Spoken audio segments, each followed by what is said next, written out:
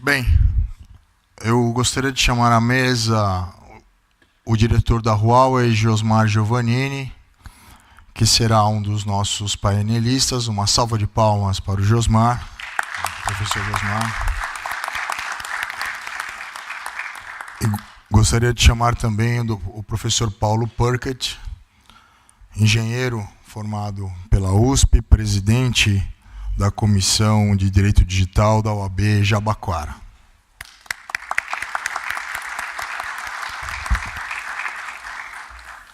Até porque o tema que eu vou desenvolver trata da nova lei de proteção de dados e quais os desafios que se seguem na visão dos escritórios de advocacia, das empresas e da indústria.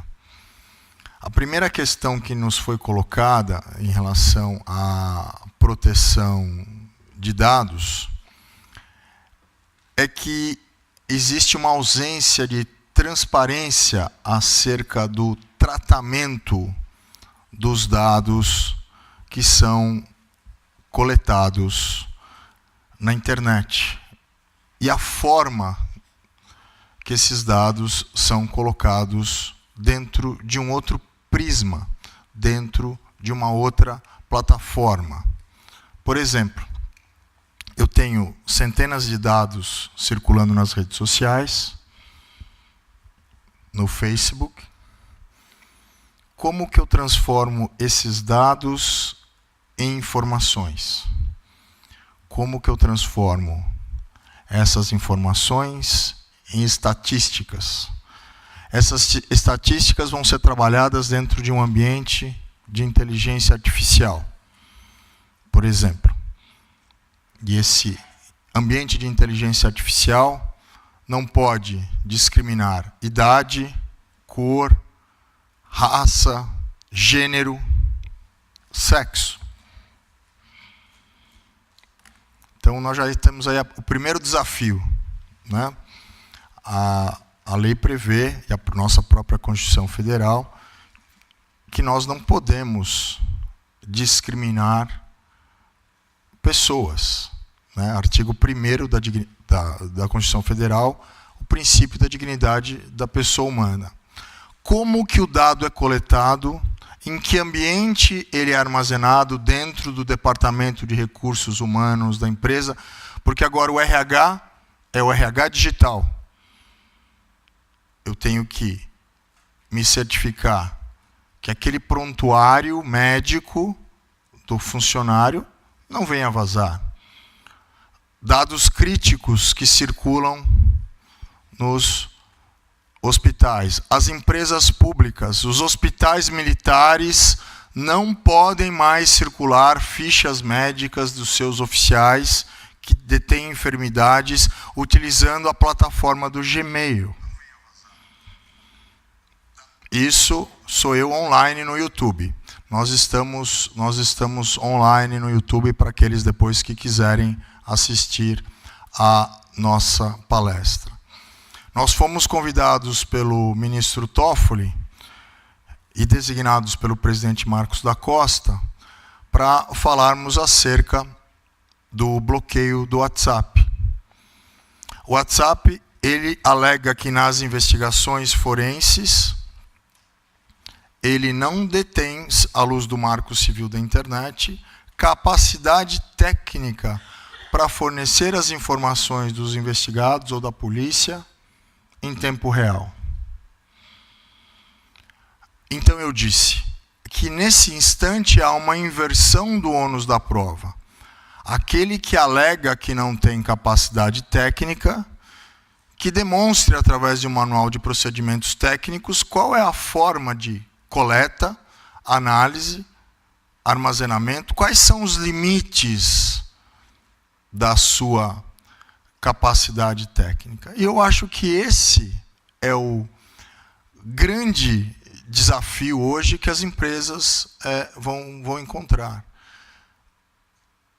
Do não vazamento de dados sensíveis, do tratamento correto acerca desses dados.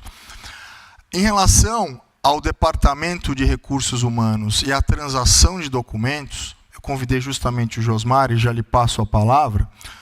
O Josmar e eu estamos preparando uma cartilha, um manual de procedimentos técnicos para as empresas passarem, são recomendações à luz da nova lei de proteção de dados. Josmar, você pode falar um pouquinho acerca da visão da comissão em relação a essa questão, por favor?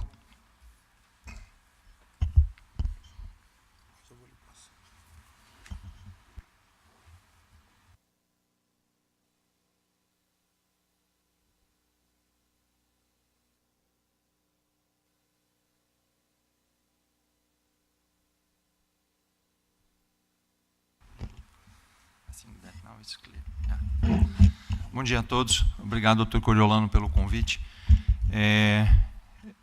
Essa questão é bastante fundamental e bastante crítica. Unindo um pouquinho o que o Dr. Anthony Reis nos falou, hoje nós temos uma realidade do RH, não só do RH, mas de todos os departamentos da empresa, bastante preocupados com a questão de vazamento de dados. E a questão de vazamento, violação de dados, não é uma questão de se ela vai ocorrer e não, e sim quando ela vai ocorrer ou não. Na questão dos vazamentos de dados, nós estamos hoje aqui numa conferência falando principalmente de ataques maliciosos. Porém, isso equivale a 46% dos casos onde existem vazamentos de dados. Como o Dr. Coriolano falou, na área médica ou na área dos RHs das empresas são sensíveis, mas não, todas as áreas da empresa devem se preocupar porque elas tratam dados. E uma vez que a informação e o dado é tratado, ele tem um determinado valor, né? Como eu falei, 46% dos casos são maliciosos. E eu tenho mais dois tipos de vazamentos de dados, que são eles por imperícia dos nossos próprios funcionários ou falhas nos nossos sistemas. Ou seja, a probabilidade que venham a existir vazamentos ou violações de dados que hoje são protegidos por leis específicas aqui também no Brasil é muito grande. Então, as corporações estão hoje preocupadas a partir, como o Dr. Coriolano falou, e nos atendo a esse exemplo, do RH. Será que o RH está preparado hoje para lidar com essa questão de forma a evitar com que esses vazamentos de dados aconteçam? Eu vou dar um exemplo para vocês. Onde começa esse tratamento de dados dos nossos departamentos de RH? Antes da contratação, na fase de seleção. Ou seja, dados que eram antigamente coletados sem nenhum tipo de princípio, devem ser, esse mindset deve ser um pouquinho alterado, ou seja, porque dados que eu coleto equivalem a uma determinada tipo de autorização para que eles sejam tratados, ou seja, eu tenho que ter uma hipótese legal para o tratamento de dados. Então, lá quando eu estou coletando meus dados daquele meu candidato, quando eu estou recebendo um currículo, eu tenho que ter vou ter que ter um cuidado um pouquinho mais específico no tratamento dessa informação. Se eu compartilho essa informação com alguém, se eu armazeno essa informação para utilizar durante tanto tempo na minha empresa, essas informações eu tenho que informar ao meu candidato que vai ser feito isso de forma prévia, inequívoca, transparente, para que ele entenda o que eu, como empresa, vou fazer com os dados daquele meu candidato, né? Depois disso, eu tenho que informá-lo durante quanto tempo eu vou manter aquelas informações também juntamente comigo. Só um parênteses, no caso que o Dr. Coriolano falou, do caso de prontuário médico, é um pouquinho pior, porque além de serem dados pessoais, são dados pessoais sensíveis. E as salvaguardas para esse tipo de dados pessoais é bastante maior, deve ser um cuidado um pouquinho maior e mais especial. Bom, isso com relação ao candidato a uma vaga de emprego. Nós falamos esse candidato, ele passou por todas as fases e virou então um funcionário da empresa. Aí nós temos que tomar todos os cuidados também de pegarmos e coletarmos os dados unicamente necessários para o nosso processo interno na empresa. E depois disso, nós vamos ter que fazer o seguinte, temos que nos preocupar com o compartilhamento desses dados, desse funcionário, com empresas que fazem a gestão de folhas de pagamento, benefícios, convênios médicos, para que esse funcionário tem que ser informado que as informações dele vão ser compartilhadas com essas empresas. E para isso ele tem que nos dar o seu consentimento para isso também. Já com essas empresas, nós temos que também reformular os contratos que nós temos com elas, a partir do momento que existe uma lei, e eles só vão poder tratar esses dados desse nosso, então, funcionário, como em corporações, apenas para realizar o tratamento que eles necessitarem fazer. Uma vez feito isso, eles vão ser informados das responsabilidades que eles também têm com relação a leis. E depois disso, depois que esse funcionário ele é demitido ou se desliga da empresa, o RH antigamente ele guardava todas essas informações por um determinado período de tempo, questões de fundo de garantia, INSS, etc. e tal.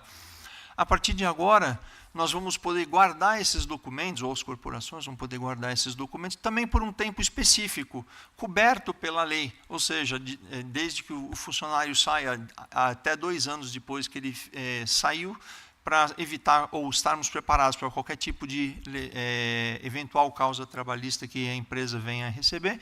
E depois disso, então, só aqueles documentos referentes a INSS e fundo de garantia que eu tenho base legal para continuar fazendo o tratamento de dados.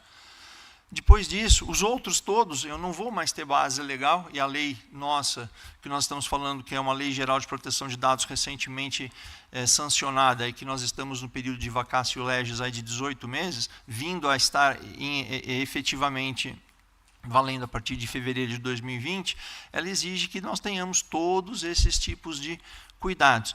Então, respondendo e devolvendo, inclusive, a palavra para o Dr. Coriolano, a questão do RH digital na empresa, hoje, é mais do que um planejamento, é uma necessidade em função dessa característica e desse mundo novo que nós vimos, e cobrindo o novo desafio que a economia, baseada em dados, ela traz, então, para as corporações.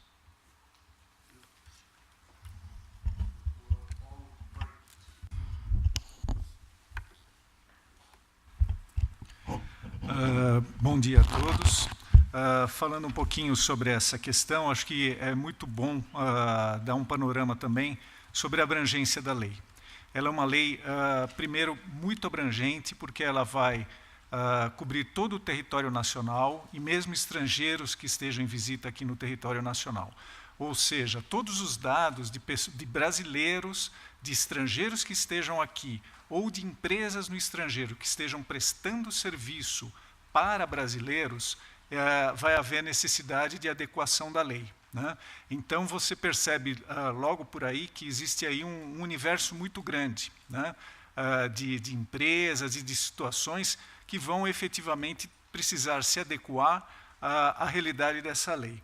Agora, muito se tem falado também, né, dos ônus, que a lei teria um custo, eu já vi discursos nesse sentido, que a lei teria um ônus muito grande para a implementação nas empresas, nos escritórios.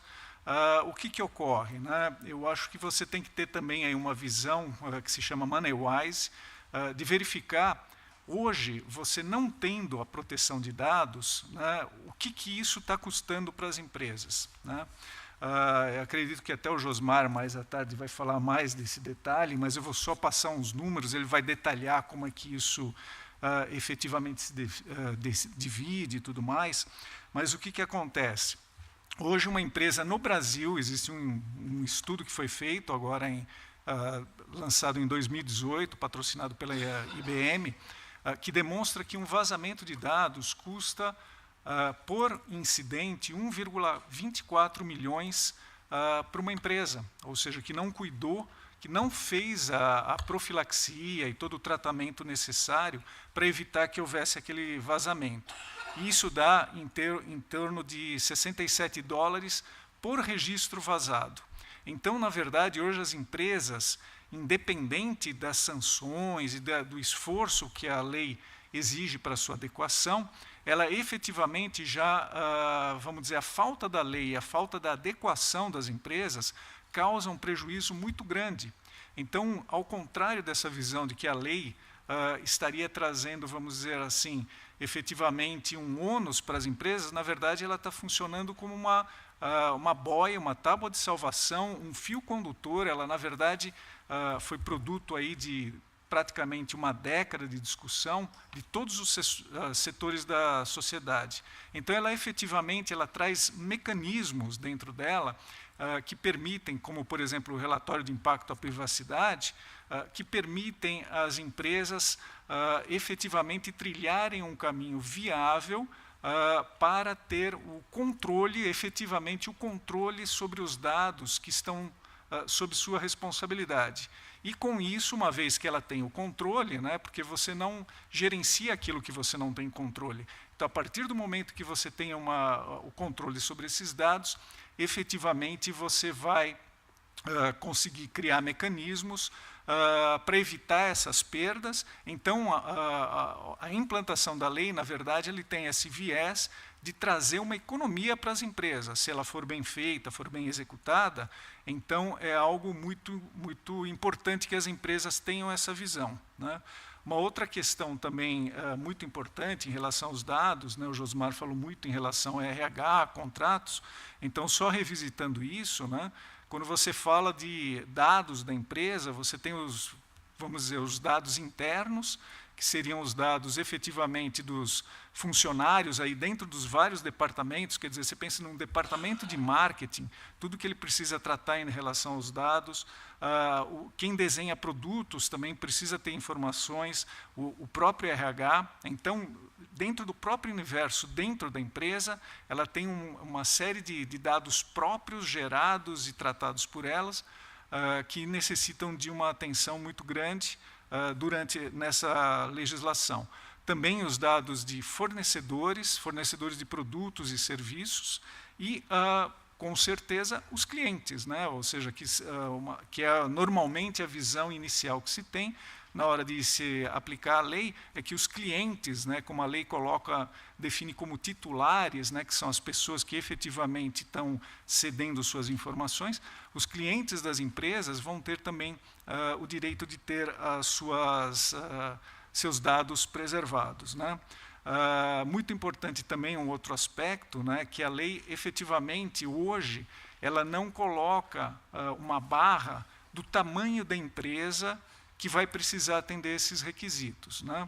Nós tivemos na lei aí que foi, por enquanto, vetada a Autoridade Nacional de Proteção de Dados, mas acreditamos que, passada essa questão toda das eleições gerais, né, vai se ganhar uma atenção muito grande, porque é muito importante a Autoridade Nacional de Proteção de Dados, ou seja, ela vai efetivamente, havendo essa Autoridade Nacional, Autoridade de Proteção de Dados, você efetivamente vai ter um guia, né, a ideia é que ela funcione para as empresas, antes de sancionar, ela funcione como efetivamente uma luz, uma guia que permita às empresas também, com os instrumentos da lei, interpretar os instrumentos da lei e desenvolver os seus planos para que efetivamente se adequem à legislação, né? E, obviamente, né, existem na lei penalidades bastante grandes, vamos dizer, desde advertência até multas de 2% do faturamento do grupo, chegando a 50 milhões por infração. Então, se você tiver um vazamento de dados, um incidente com os dados dos seus clientes hoje, outro daqui 2 meses, você está sujeito aí a multas de 50, mais 50, 100 milhões. Mas acho que a multa tem que ser um último recurso, né? As empresas têm que pensar aí de uma forma proativa de evitar isso, né? E no contexto da lei, o que se vê para evitar essas penalidades também é que a própria lei coloca uma série de questões que vão ser pela agência depois desenvolvidas, que são justamente a questão da dosimetria dessa pena. Então, como eu coloquei, desde advertência até multa de 50 milhões. Como é que vai ser aplicada essa multa? Vai ser arbitrário, o fiscal vai aplicar? Não, vai se desenvolver toda uma metodologia de aplicação dessa multa baseado em quê? Baseado efetivamente no que as empresas demonstrarem que realizaram de trabalho interno, desde a parte técnica, né, aqui a gente está falando muito de questões técnicas, ou seja, todos os trabalhos que ela desenvolveu para tecnicamente proteger as informações dos seus que estão sob sua responsabilidade, até administrativamente, ou seja, o treinamento que foi dado ao seu funcionário para que tivesse acesso e todos os processos. Então, o que acontece? A penalidade que vai vir nessa lei vai ter essa dosimetria. Então, quando houver um incidente sujeito à penalidade, as empresas vão ser, pela autoridade aí de proteção de dados, elas vão ser verificadas em termos de que todos os requisitos que a lei pede em termos de tecnologia, em termos de administrativos, se efetivamente estão sendo executados conforme a lei.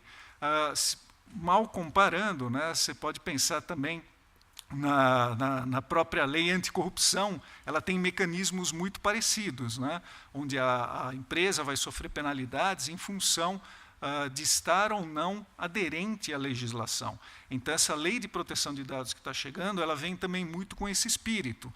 Ou seja, você procurou realmente se adequar, fazer as coisas, gerou efetivamente, como o Josmar estava colocando, você gerou documentação, você se documentou de todos os processos que você fez em relação aos cuidados com os dados dos clientes, com o treinamento dos seus funcionários, então a tua penalidade muito provavelmente vai ser mínima e não vai ser máxima. Então, ou seja, é uma visão do empresário, efetivamente, de que olhe bem, custe menos você se adequar, fazer o que é certo, deixar de perder dinheiro com os vazamentos, com multas, você vai ganhar duplamente. E, é claro, isso vai reverter até em selos e qualidade da própria empresa no cuidado que ela tem com o tratamento dos dados dos clientes, né?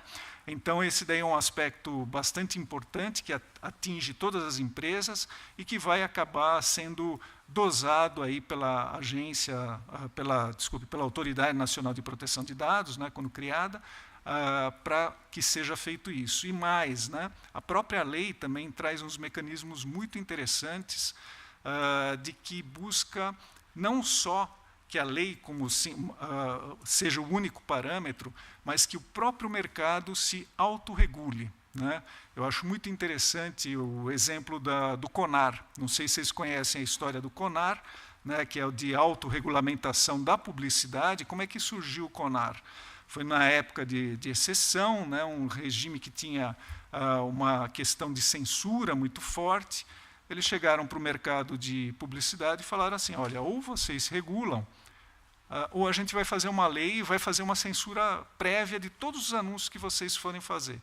O que acontece? As agências se reuniram, criaram o CONAR, e efetivamente é um case de sucesso, onde as propagandas passaram a ter um controle do próprio mercado, não precisa um órgão externo fazer esse tipo de controle, um mercado muito forte do próprio mercado, né, regulando a sua própria atuação. Então, a nova lei também, através de, seja procedimentos de uma empresa só, de grupos, de associações, ela incentiva que efetivamente criem padrões, criem regulamentações, né, do uso de dados, e isso daí vai permitir, ou seja, o governo vai, aparentemente, né, o arcabouço legal cria uma possibilidade do governo intervir menos se o mercado for mais proativo e se autorregular.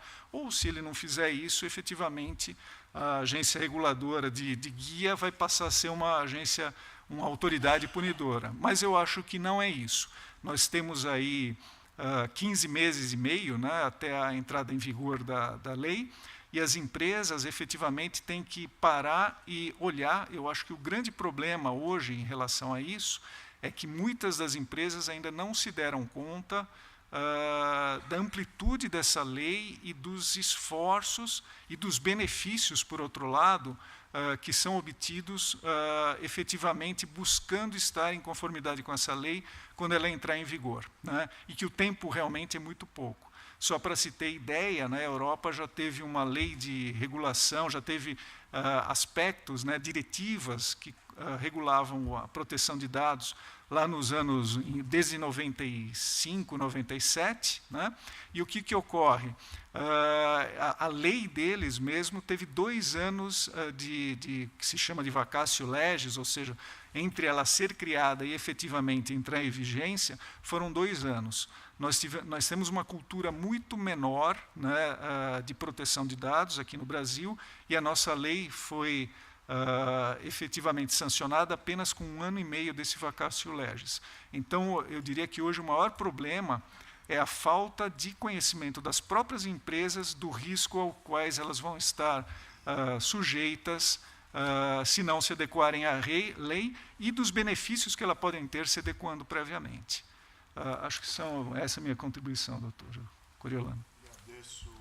Professor Paulo Perkett, que nos contempla com os estudos da nossa Comissão de Direito Digital e Compliance. Vamos iniciar pontualmente às 11h30 o painel do professor Paulo Quintiliano. Aproveito para abrir para as perguntas e perguntar se a mesa tem mais alguma dúvida. Temos algumas perguntas. Bom dia a todos. Bem colocou o professor Paulo, o tempo para adequação que as empresas têm é muito curto. Sim. Já começou a contar.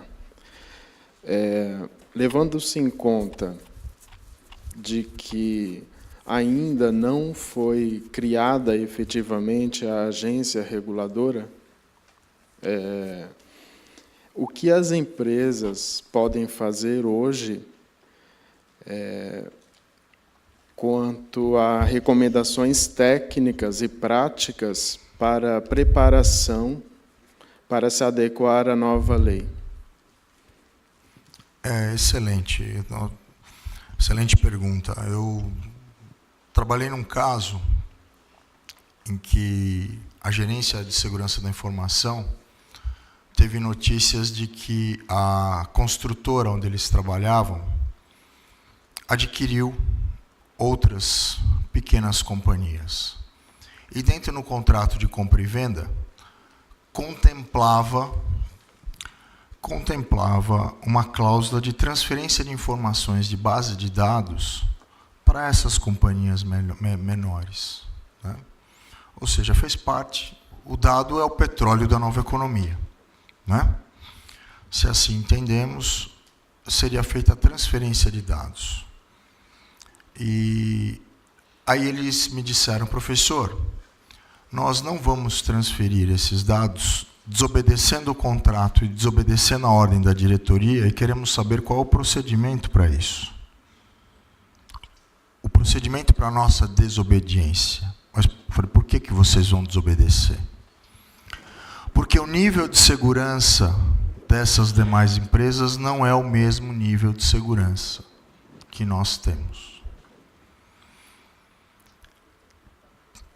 Respondendo com esse exemplo, o primeiro passo que as empresas têm que ter, enquanto aquisição, fusão, joint venture, corporate, no corporate, em relação à transação de dados, é se acautelarem sobre o tratamento contratual de dados, se ele está à luz da nova lei. A lei diz, não de forma explícita, mas está implícito na lei, que qualquer transferência de dados, além do aceite, e aí é uma dúvida doutrinária acerca desse aceite expresso ou não, ou seja, o que se vale é o primeiro aceite, né? O aceite tácito, né? Se o nível de segurança da base de dados do adquirente ou daquele aquele que vai receber os dados é minimamente compatível com as suas políticas. Então, as empresas hoje, a nível mundial, o que nós estamos percebendo? Que se a empresa ela está na Europa, ela quer que a sede dela no Brasil tenha o mesmo nível de segurança para essa migração de dados que a empresa matriz. E o que eu faço com o Open Banking, por exemplo? Open Banking é um sistema que as fintechs, que os bancos hoje querem compartilhar todos os dados de todos os clientes, porque eles entendem que eles vão ter uma maximização de lucros. Mas é um novo modelo de negócios, com base numa economia compartilhada de informações, mas eu não posso atuar com o sistema Open Banking no Brasil, em função da lei de proteção de dados. Eu sei que eu não respondi absolutamente nada do que o senhor perguntou. Absolutamente nada, né?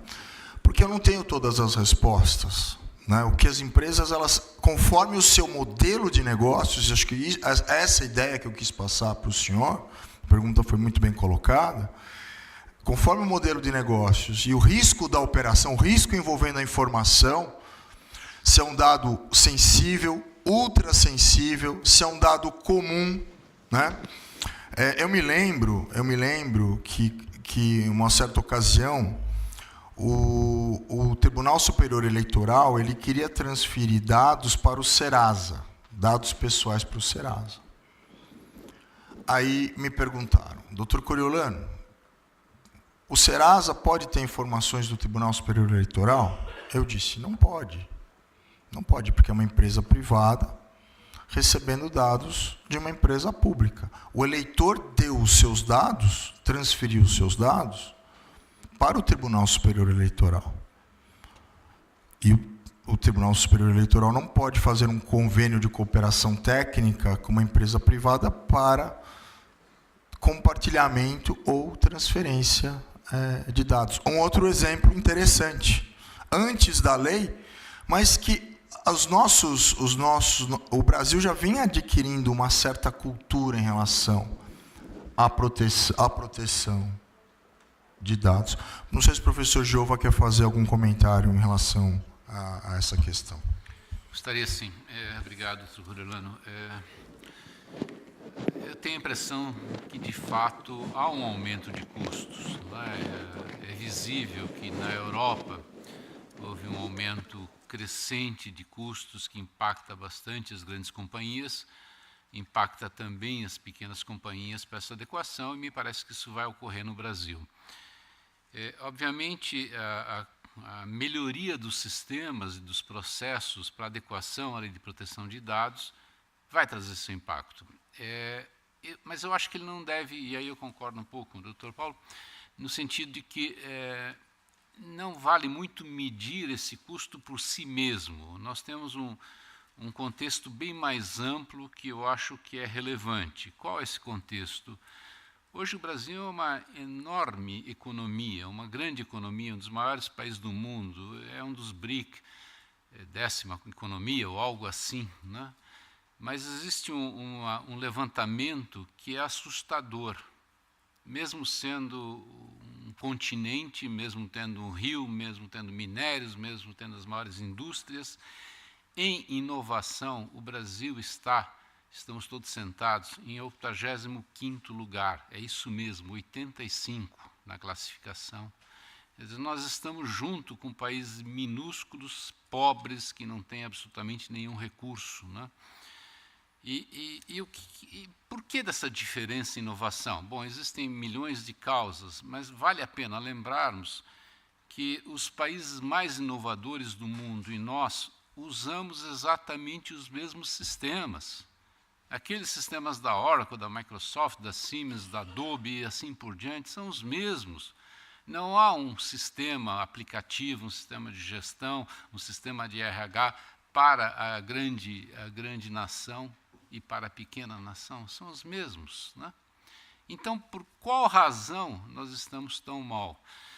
Eu acho que estamos falando aqui de proteção de dados, de sistemas ajustados à proteção de dados, mas, de fato, nós tratamos muito mal os nossos dados e os nossos sistemas. De fato, a empresa hoje precisa, para não perder a sua vez na história, o Brasil, os sistemas no Brasil, precisam, para não perder o bonde da história, se modernizar, ter uma curadoria de dados e de sistemas, né? Então, veja, seja pela proteção de dados, ou seja para sobreviver, esse custo vai ter e ele é necessário. É a minha visão um pouco dessa questão. Excelente.